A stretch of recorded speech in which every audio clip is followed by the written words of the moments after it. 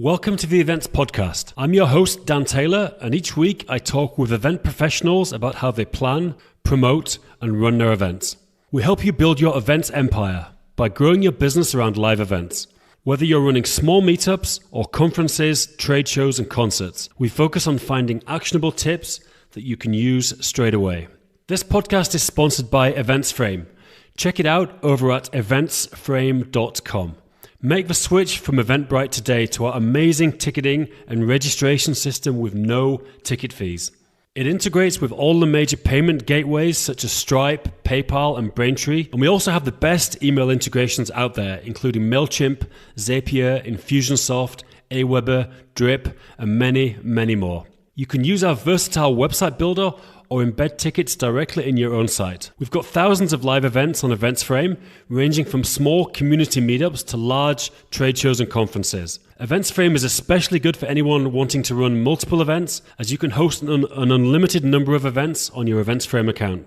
Most ticketing systems charge you a minimum of 3% of the ticket price, but we just have a flat, low fee with no ticket fees and no restrictions.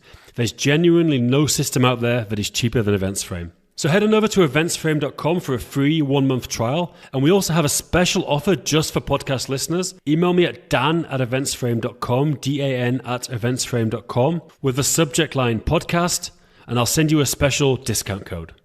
So that's all. Let's get on to the interview.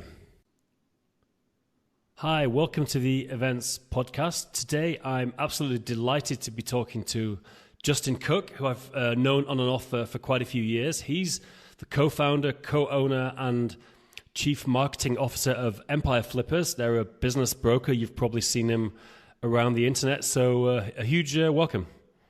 Thanks for having me on, Dan. Appreciate it. Cool. You know, I was just taking a look back down memory lane, and I was actually on your podcast in 2004.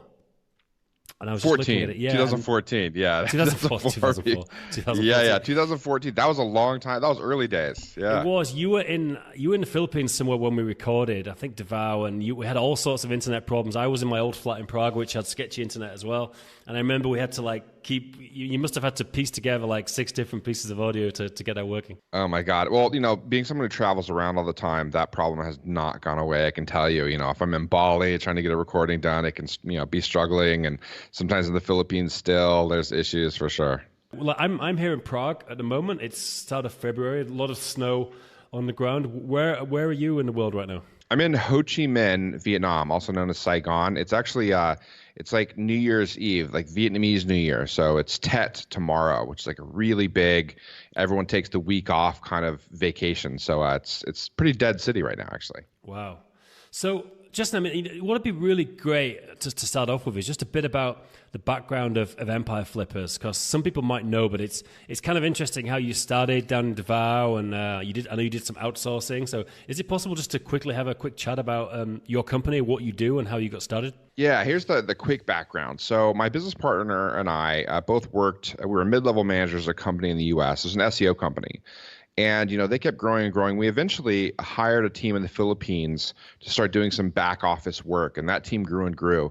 And over time, we had the bright idea to, why don't we go out to the Philippines and run this company as contractors for our previous employer? So we basically quit our jobs and became contractors for our previous employer out in the Philippines. Yeah. Now, in the process of doing that, we tried other things. And one of the things we tried, we were trying out was building small niche sites. And these are very focused sites around particular topics like bluessuedeshoes.net kind of thing.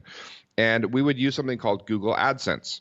Google AdSense is a little bit of code you put on your website and provides ads that are around the content or around the user's interest. And when people click on those ads, you get paid. So we started building out these sites, and we had a team in the Philippines started building out these sites. And we realized we were building these, these assets, these profitable assets. And if it made $100 a month, there are people that were willing to buy these small websites making $100 a month for like $2,000, $2,500. So we ended up building a bunch of these sites and looking for people to buy them. And so people started buying these little mini assets we were creating. Over time, we continued to do that, built up an audience of people looking to buy websites and online businesses. And we started doing larger and larger sites. We got into 5-figure sites and 6 figures and eventually 7 figures. And we started allowing other people to sell on our platform. And so we, ultimately everything else got tossed, and we really focused on effectively a marketplace or a brokerage for online businesses. So, it started off with these small AdSense-based sites, small, niche affiliate sites. And now we do everything from like Kindle ebook businesses to, Amazon merch or FBA businesses. If it's an online business, we can list and sell on our platform. Cool. And so you started, I think the backstory was you were in Davao. That's where you went to hire, the team for your previous employer, I guess. Which now I'm curious because I've got to the Philippines a lot. I've got a team in Cebu, as you know, but I've never been to Davao. And you were there, I guess, at the time when it's Mindanao, isn't it? The island. Yeah. And it was pretty sketchy. They had the guy, the Terminator guy at the time, and there's Islamic insurgency. Like, what was it like in those days? Was it pretty Wild West? Yeah. So this is we started hiring people in the Philippines back in 2000. Well, it goes back further than that. Further than the company that Joe and I had worked for. Previously, we'd had a mortgage business in the U.S., and that was our first hiring someone in the Philippines. And this is back in like 2004 or so. And, we put out a bunch of ads. We realized we needed, or we wanted, and it wasn't even a well-coined term at that time, but we needed a virtual assistant or someone on the cheap that could do some online work for us. And so, there wasn't Odesk or Upwork or anything like that back then. That wasn't around. Yeah. And so we put out a bunch of ads on Craigslist. And we had people in India and Thailand and the Philippines apply. And ultimately, the person we ended up hiring happened to be from the Philippines, and she happened to live in Davao City. Right. And so that's kind of our first connection to Davao, was hiring her back in 2004. Now, our mortgage business ended up dying out. We had to ultimately let her go, a couple of years later. But, that situation stuck.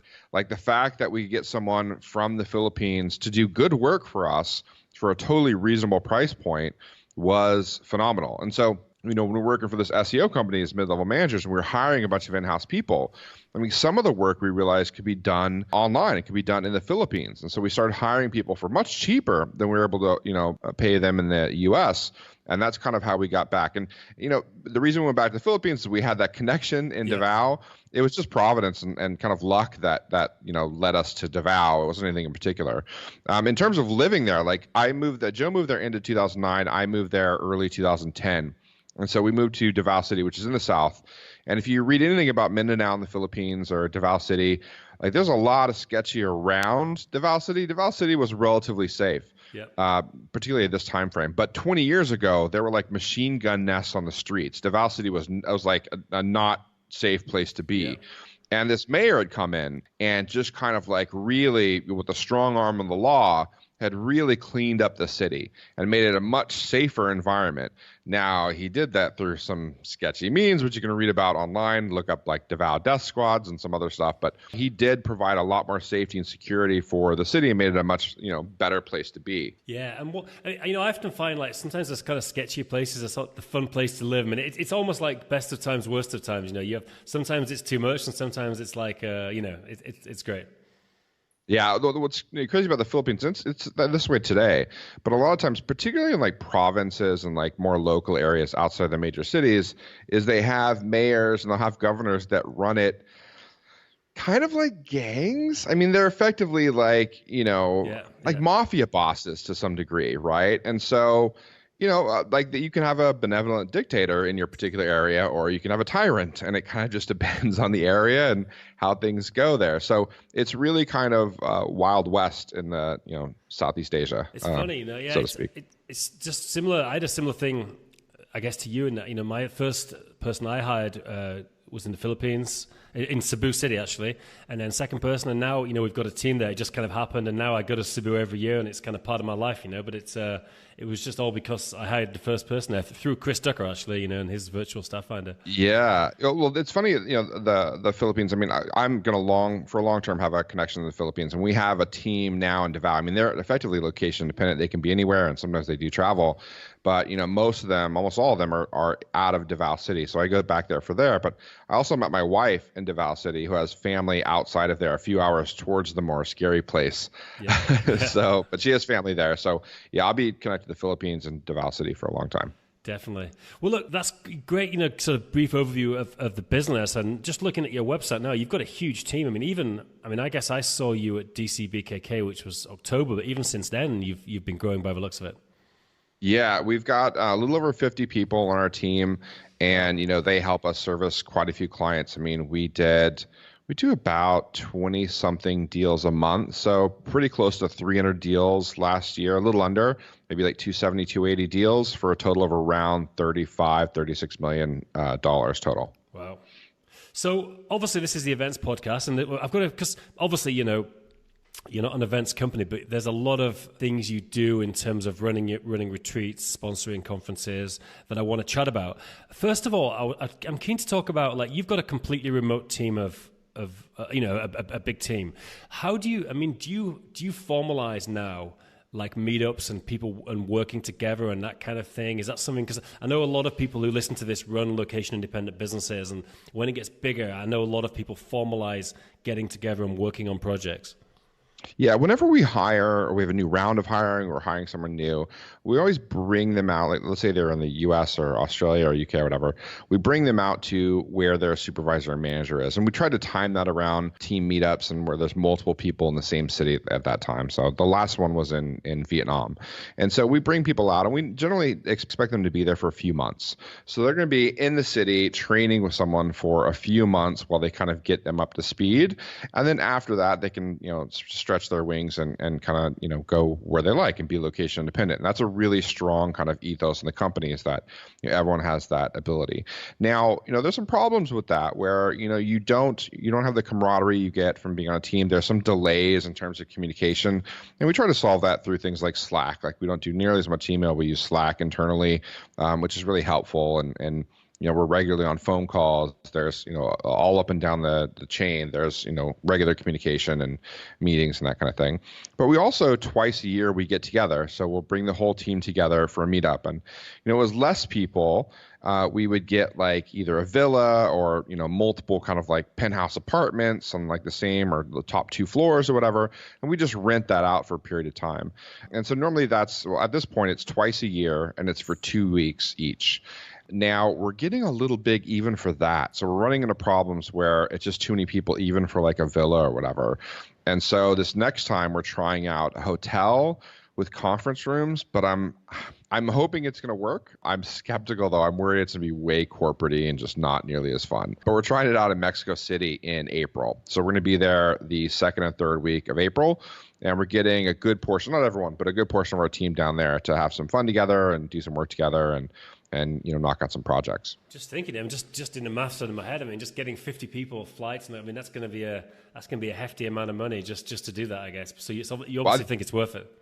Yeah, I think it's to be about 30 people. Some like our Philippines team isn't coming; it's too far, and the visas are really challenging for Mexico. Yeah. And then we have maybe somewhere between 4 to 8 of the. Everyone else that's not going to be coming probably. So we'll have about 30-ish, 25 to 30 people there probably. So even then, though, I mean, it's still challenging for sure. So you said before you held these meetups and you had a bunch of like villas and apartments close to each other. Like, how did that work? Did it end up just being kind of a logistical nightmare, or was it kind of a fun atmosphere? It wasn't at first. I mean, the first couple times we did it, like let's say 4 or 5 of us, I mean, it's a lot easier. We rent like one bigger apartment and maybe like 1 or 2 that's smaller, and we work out of the big one. And, it worked pretty well. But as it started growing and we had more people and more dietary requirements, and like we would generally like pay for a maid and a chef or a cook to come in and cook every day. And then we're like, oh, we have to worry about this, we have to do that. And it became more challenging for sure. And this is something that I would work with, and someone on our marketing team, his name is Mike Swigunski, and he would help set up. And we've since passed that responsibility over to an HR person, Marlene, that we just hired this last year. So, it's now under HR, and she's setting up the one in Mexico City. But we all kind of pitch in where we have some help. So, if, we're like, hey, we've rented these villas before, or this is a good spot for us to check out, then we'd send that to her and she can hook it up. I mean, I'm thinking of this is for myself as well, because obviously I've got a remote team with Apps Events and Events Frame. And do you think is it like essential? Do you have it in that bucket of like essential things to do now? Is it that important, or do you think it's like a nice to have in terms of these meetups? I think it's essential. Yeah. So we were talking about whether we're going to do it in Mexico City or we're not going to do it all, maybe just do one this year. And I fought for it because I know that it's really important for the team. we're generally dealing with like high pressure things, right? There's a Yeah. lot of pressure on both ends of the clients, and they're selling a $300,000 business. That's a lot of money on both ends, both paying and receiving, and it can get stressful. And so, because of the stressful environment, the work environment we have in terms of the type of work we're doing, it's really important to get to know the other people on the team and know that they have your back and know that you're working together to solve stuff. And the best way to do that is really in person. Now we have like smaller meetups. Teams will get together, like they'll have like a sales kind of meetup. It's not mandatory or not required or anything, but some of them will get together in certain cities because all of them are they travel and can kind of go where they want. We'll do that throughout the year. But I think it's really important to get the entire team together. So you've got, at this point we have a development team. So we get like the developers who are kind of separate from kind of some of what we do, and still get them interacting with the sales team, for example, and to better understand like who they're working with. I think it's essential. Right. And so do you have like a structure to these meetups? Is it like you have like, do you go on team building exercises, or do you just more or less get together and work, or is it kind of a combination? It's a work in progress. So this last time we'd hired a bunch of people, and they arrived basically the same time as the meetup. And that was a bit of a shit show, to be blunt. Like, with trying to get everyone trained and have everyone work together and all the projects we want to do, it was just a nightmare. And so we realized, okay, that's a bad idea. If we're going to, bring a new round of hiring out, make it after the meetup or make it well before, so it's not just, so much additional stress. Normally what we'll do is we'll have kind of an onboarding, and so we have a couple of meetings to onboard everyone and kind of like lay out the agenda, and we'll ask for the directors and supervisors to come up with a plan on things they want to accomplish while they're there. So and then they kind of work on accomplishing those goals. It also allows us to do some of our regular meetings. We're able to do it in person, and so you'll have then like kind of the smaller stuff. You'll have some of the groups, like the sales team will take their team out for lunch or for dinner or for drinks or whatever. And same thing for vetting or migrations, all these different mini departments we have in our company. And then we'll have some bigger team meetups. We'll have like a really big team dinner, and we'll have a night out at the club. Or in Medellin, we went to, I forget that lake with the crazy like lookout thing. It's outside of Medellin. We took a bus out there. Side point, I really want to go to Medellin. That's on my list for hopefully this year. Well, I got a story for you about that. But anyway, we went to this lake out there and went out like boating and had a really good time with them. But our last trip to Medellin, we were there. Yeah, tell me the story. In a month that we were there, Greg, our director of marketing, goes out. We're all hanging out, and that night I think we were out having dinner and drinks, and I'd like looked away briefly, and someone had snatched my wallet. So I was like, oh, what a pain in the ass. I mean, it wasn't violent or whatever, but that's kind of dodgy. Yeah. But you get that kind of dodgy stuff in any city, any place. So I go home, I'm canceling all my credit cards. I'm like, oh, this sucks, right? Wake up the next morning. I'm like, oh, well, I bet my night was worse than yours. And I was like, well, I lost my wallet. That's pretty bad.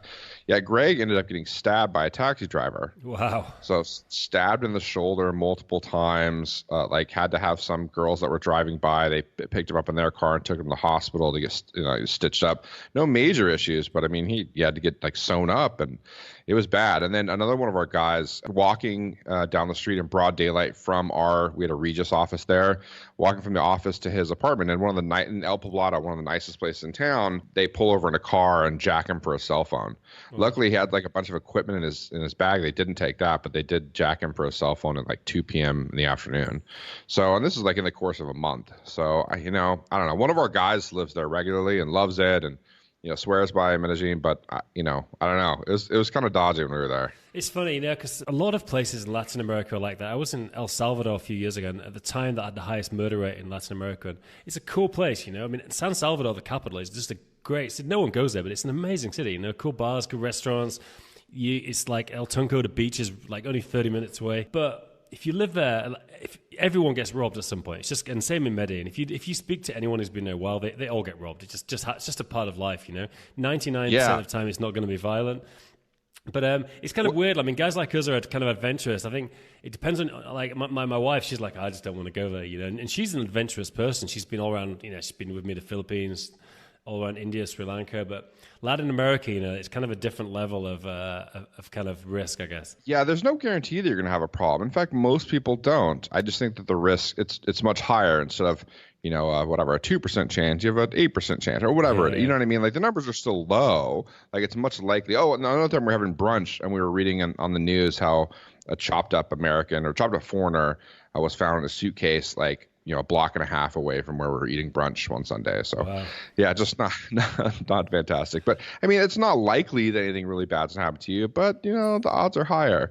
I think it's also, it's much better than it was years past. Sure. So everyone's like complimenting Medellin how much safer it is today, and like relatively it is, but it's still kind of dodgy. The funny thing is though, well, like especially to you as an American, like I remember when I first started going to the US in the early 90s when I was a student.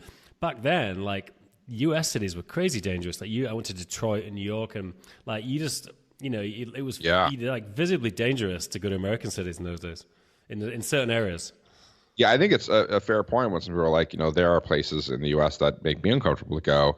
I totally get that. I mean, there's Yahoo culture, but the Yanks out there doing some crazy stuff too. So I get that. Cool. Hey, one other quick question just about, because I'm fascinated by your whole remote culture. Like, so do you find, I'm very curious, because you're very obviously Asia-centric, you live a lot of the time in Asia, a lot of team members. Do you not find the time zones just horrendous in Asia? Because I'm obviously in Prague, and I really like Central Europe because you can kind of deal with Asia in the morning, deal with the US in the afternoon. And I'm going to be in Asia for the fall with my wife, actually. We're going to take the family, we're going to travel around. I'm sure I'll be meeting you. But it seems to me when you're in Asia, you've got to work at the nights. There's no way around it if you have to talk to people. It depends on what you're doing, right? So, as a general rule, you need to decide whether you're a night Indian or a morning Indian, right? So you're either going to be staying up late or you're getting up early. I stay up late. Like sometimes I'll do work or calls at 1 p.m., 2 p.m., or 1 a.m., 2 a.m. Yep. And my business partner, he's up by 6 a.m.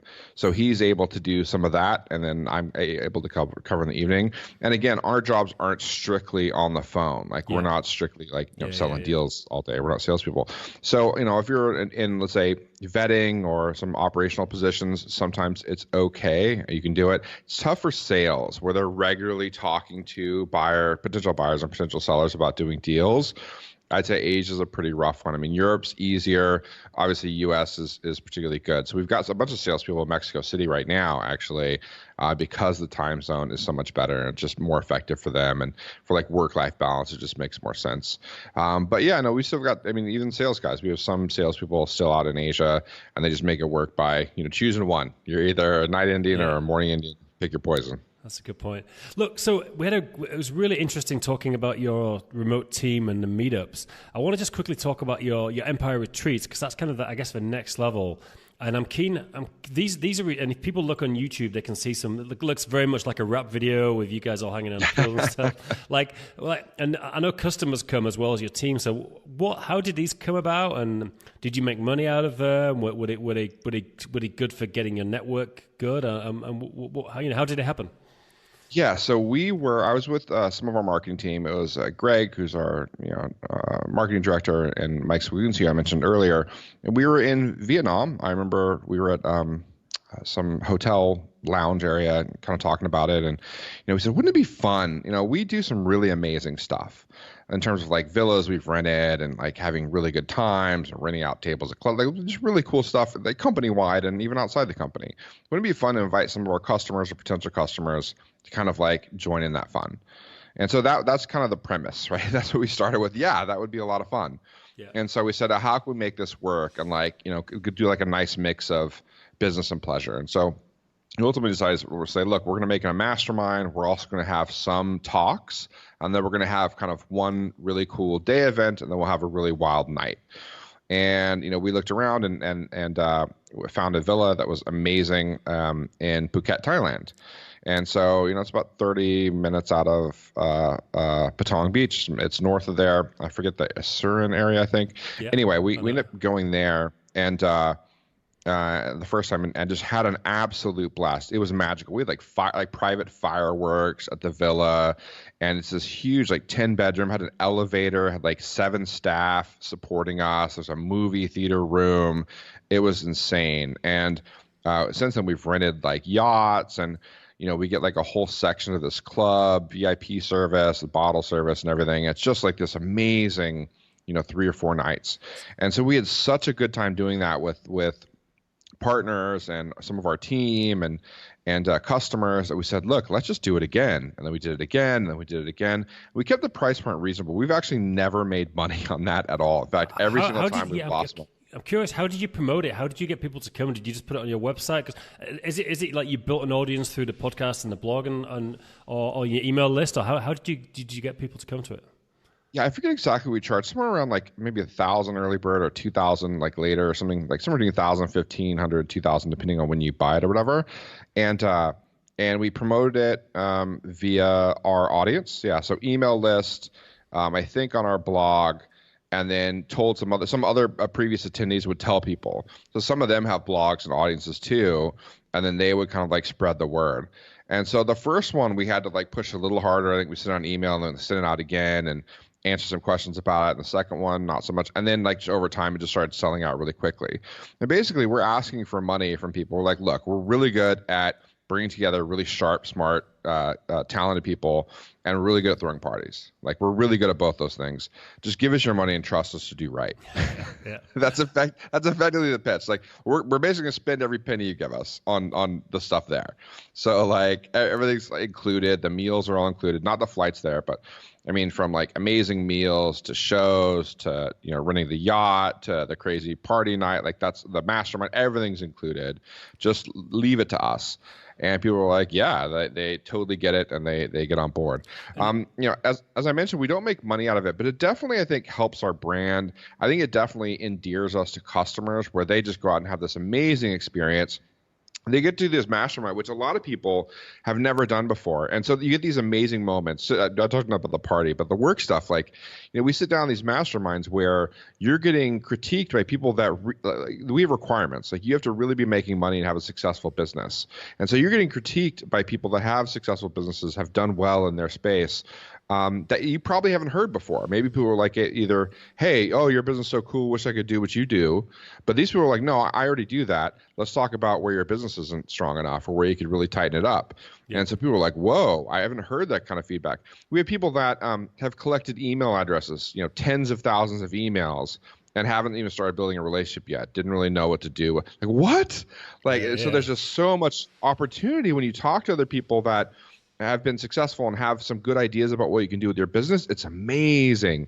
And so, those are kind of like, when we're having those conversations and I hear one person say that and someone else is just like chomping at the bit to like let them into like what they know. And it's like, it brings tears to my eyes. I'm just like the tingly feeling of just being excited to see someone like about to have a breakthrough in their business. That's really cool. And are the people who come, are they people who would like be wanting to sell a business through you or buy a business through you?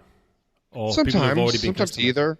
Yeah. Sometimes customers, sometimes potential customers, sometimes just kind of like fans of the podcast or kind of our content. Sure. It's kind of a mix and match. We've had, they'll get to talk to people. I mean, we'll generally have at least someone who's bought a business from us and someone who's sold a business from us there. So they'll get to, hear from at least, one on either side of the fence, normally a couple. People are interested in buying and selling with us. That's great. Not always the case, though. Sometimes it's just having smart entrepreneurs that may someday down the road do that, right? Sure. Or they talk to other people about us, and it helps like with our word of mouth. So it's not a hard requirement that you're a customer or even potential customer. Yeah, I mean, with you, I guess it's like anyone's a potential. It's all about long-term relationships. Because I mean, even like me, for example, I'm not a customer, but I've got a SaaS. Maybe we'll want to sell it down the road, So because I know you, you'd be probably the first person I'd speak to. So it's I guess for you, there's so many people to network with all the time. Yeah, and you talk to other people. I mean, Prague's kind of a hub, so people pass through there and end up talking to you, and you're like, oh, you should check out my buddies at Empire Flippers. They're doing cool stuff. Oh, what do they do? So I mean, there's value in all of that, right? Sure, and so. Sure. Just kind of like being able to, when you go to like a conference, and we'll get into the conference stuff in a bit. Like when I go to a conference, I want to be in the right rooms, right? Like I want to make sure I'm at the right dinner parties. I want to make sure I'm at the right bar for drinks after. I want to make sure that I'm talking to the right people there. And these kind of events, both the partying and the masterminds, it allows us to like build the room. And so even for us, it's super exciting. They gave us really good advice in our business and things we can do. So it's kind of good all the way around. Cool. And what's the future for the retreats? Are you going to run more in Phuket or more in different areas, or are you going to make it like a regular schedule for it? What's your plans for it? As it's weird because, as I said, we don't make any money on it, but we know it's the right thing to do, but it's probably not the right thing to scale, right? Like it doesn't make a lot of sense for us to scale. I mean, we could definitely charge more for it to where like we turn a profit or like we're at least above break even. But I don't know. I mean, that's not really a core in our business. And even if we tripled our take on that and we did 8 of those a year, it wouldn't move the needle as much as just doing more deals would. And the resources that would be required to go into it are just more than we're willing to give. Like it's fun to do and it's the right thing to do. That's more of a nice to have than a must have, but it feels right and we'll continue doing it. We're not planning to scale it up. Cool. That's very interesting. So on to conferences. You mentioned it just before. Now, you're very active in sponsoring conferences and being involved. We're both members of Dynamite Circle and Entrepreneurs Group, and I know you've done a deal with those guys to kind of sponsor all their events, and you're involved in other conferences. So how did that start? And what was the first event you got involved in sponsoring? Yeah, so last year in 2018, I think we were involved in around 20 conferences or so. And that means either we were sponsoring and speaking, or we were speaking. A couple of them I think we just attended, but that's kind of out of the norm. It was either sponsoring, speaking, or some mixture between the two. And we'd done, I think, 10 the year before that and found some value. So it was really good for like being brand ambassadors of the company and kind of getting our name out there and connecting with people in our space. And, we found it to be helpful. It's really hard for us to judge ROI on that. And we could talk about that and get into that a bit. I'll say in general for your listeners that either are running a conference now or thinking about running a conference or events. I think I have a lot to say from a sponsor's perspective and kind of like what we expect. Yeah, so like some of the things that, and here's the thing, right? We're not always on the same page with the people that are running the events, right? So from my perspective, like if I can at all buy stage time, that's completely worth it to me, right? Generally, like depends on the price, whatever, but like I want to get some stage time for sure. So if we can get on the stage and we don't do hard pitches either. Like that's not our general approach. It'd be a soft pitch, either like doing a case study on someone who sold a business with us or bought a business with us. But if we can get on stage telling our message, that's great. If we can get referrals from the people running the conference, that's great. We want to pay for that. Yep. Booths are okay. We definitely want to give out swag. We typically want our swag to be better or more useful than the other people that are bringing swag there. We definitely want to throw a party for any Empire Flippers fans, customers, and friends. So, we'll generally send out a message or get the word out that we're meeting up there and get them together. We'll also pair them up with some influencers. So if there are some speakers we can get together and match them up with some customers, we'll typically do that, and we'll do what we call steak dinner. And it doesn't have to be steak, but like for our vegan friends out there. But we'll basically do a steak dinner where we get influencers, speakers of the conference together with fans and customers of ours and pay for a dinner to get everyone together. And we found that to be super valuable as well. So yeah, in terms of things we look for when sponsoring, I mean, obviously we're looking for deals. We're looking for, longer term kind of partner and value. We want mentions as best we can.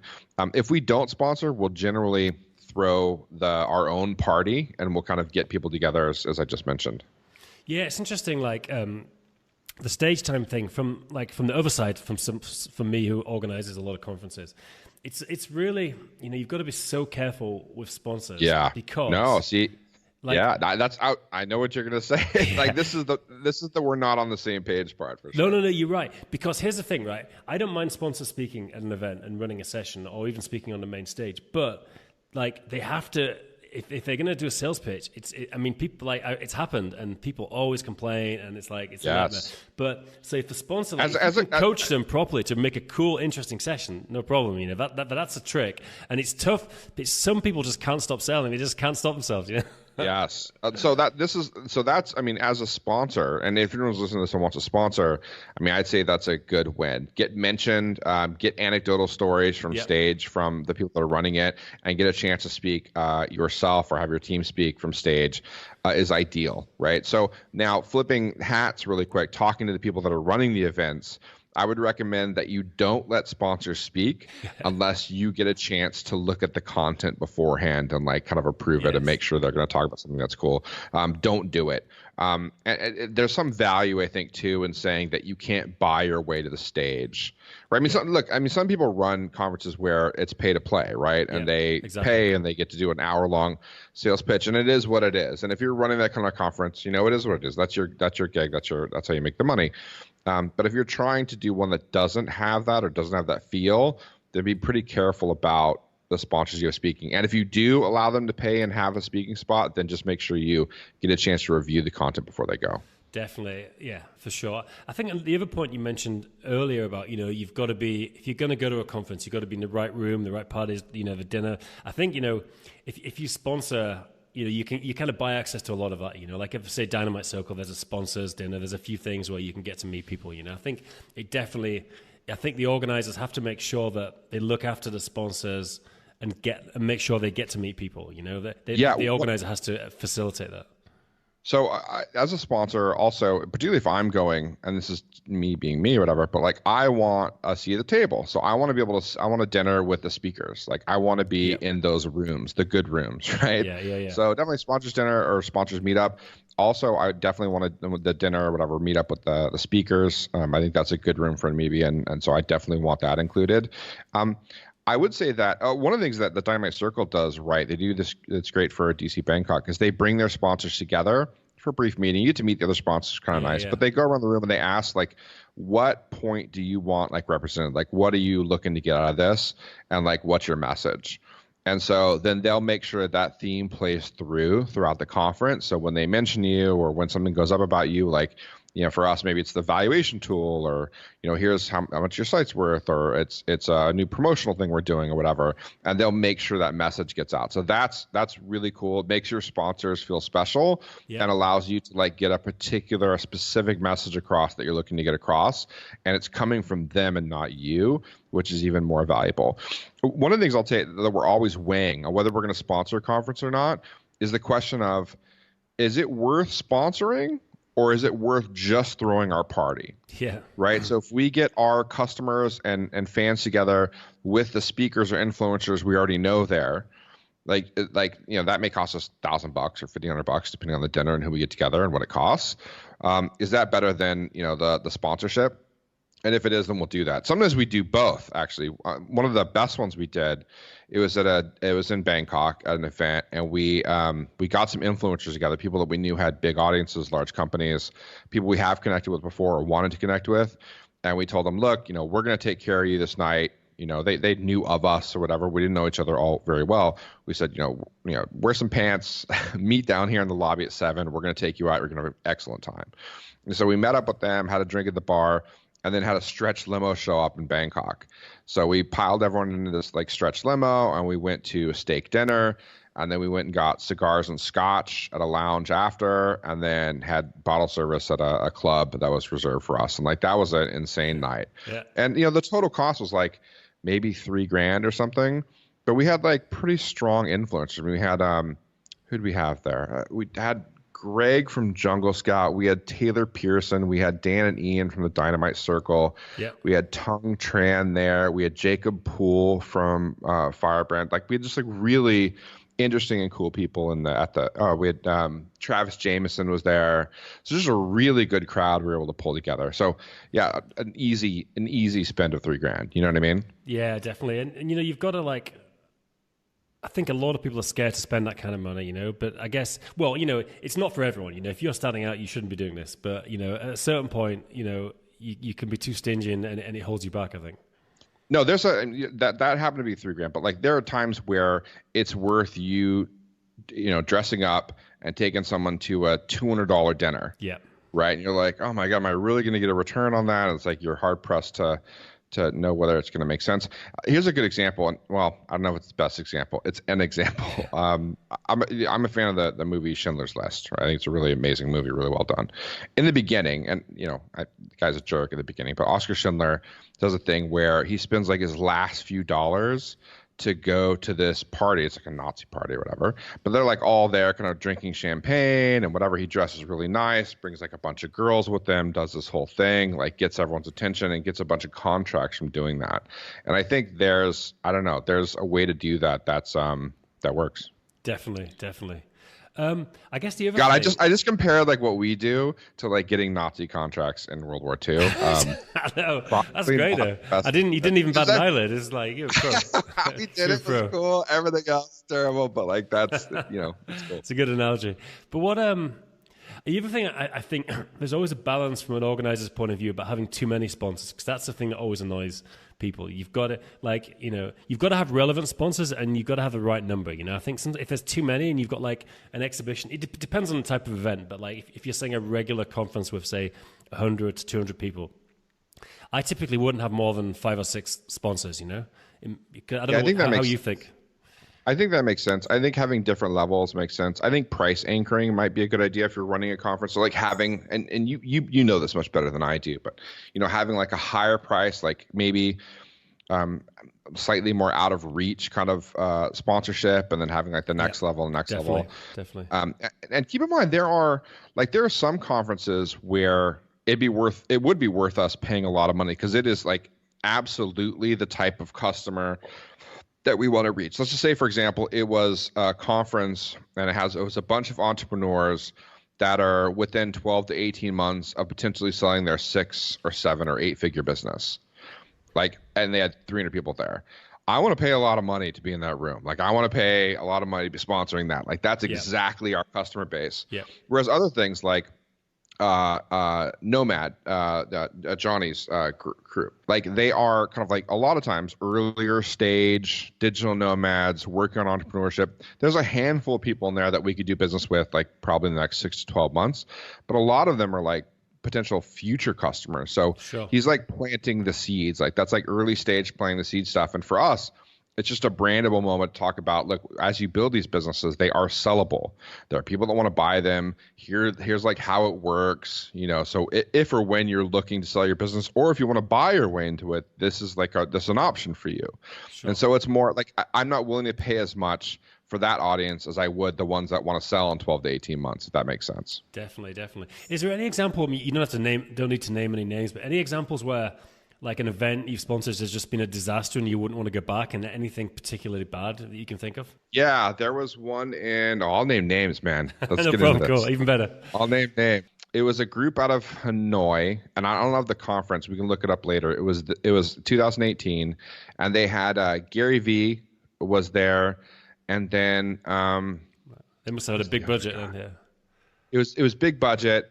What's his blog? Neil Patel and Gary Vee were going to be there, and someone else too, Jay Abram or something. I don't know. Anyway, I don't know. Anyway, they like were pimping these top names people, and we just sent a couple of people because they happened to be in Southeast Asia, and it was relatively easy for us to go. It wasn't on our list, but we sent people, and it was just an absolute shit show. And like a bunch of people, like Jay Abrams didn't show up, and like it was totally disorganized and just an absolute mess and a nightmare of an event. And so like it was not terribly valuable for us, but it was interesting to see, what kind of, and it was like a total pitch fest too, apparently. And that just, it wasn't great as well. Funny enough, there was another one that my business partner went to in Manila.